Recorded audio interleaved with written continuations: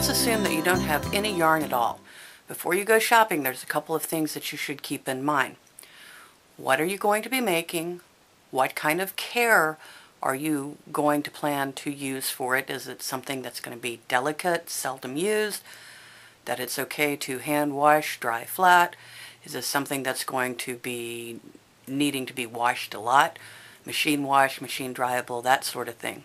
So that's one of the things you want to consider. Something else you want to consider when you're purchasing your yarn. Hello, the Slasher Queen is here. You might hear Newt over there wheezing in the background.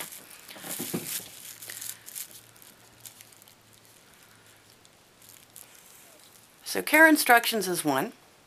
What the project's going to be used for is another. How much time do you have? What's your budget? Do you need to do something larger? Are you comfortable doing something smaller? The size of your yarn is going to determine the size of your finished project based upon the number of stitches you need to complete an object of that size. Starting over here with this small one, we have cotton,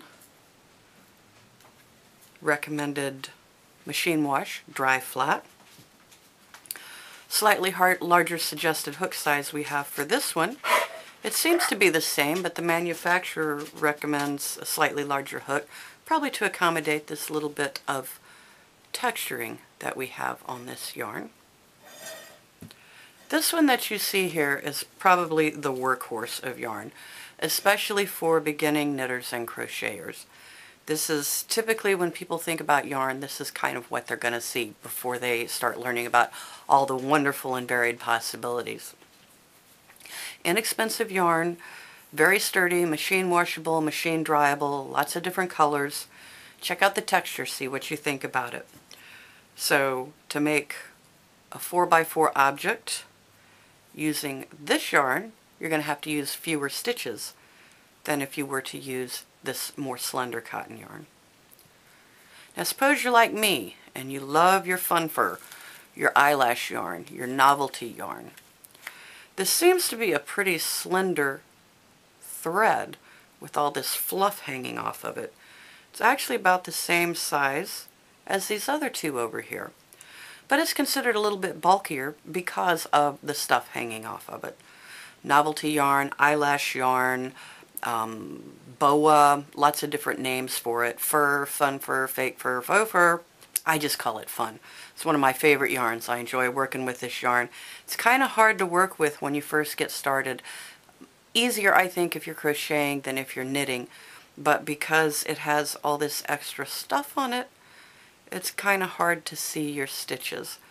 So I would suggest maybe staying away from this for your first time. Unless you're like me and you're a little bit of a rogue crocheter, bullheaded, stubborn, I like this yarn, I'm going to make it work. Fine, have fun. It's a great yarn. I enjoy it. I hope you will too. Something like this is a little bit more textured. Again, you can see that it's a lot thicker appearing. The hook size on this is recommended only 2 hook sizes up from your novelty yarn, your furry yarn here. Here's another sample of a yarn about the same size in a boucle, which again has a bit of texture, and it's going to work up the same size object and fewer stitches than these thinner yarns. And the further around we go, the fatter the yarn gets. So just to give you some ideas of the different sizes of yarn.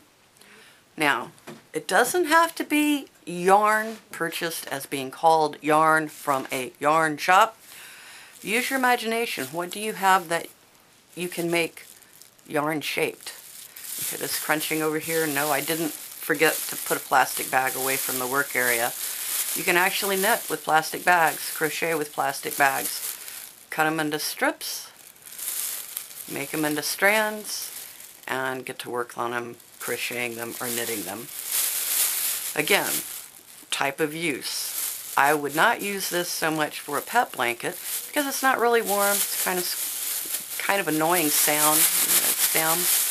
But it makes a great pot scrubber, a pan scrubber.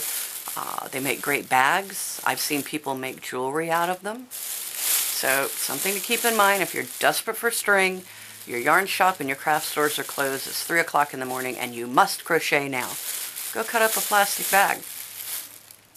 This really fat yarn that I have here isn't yarn at all.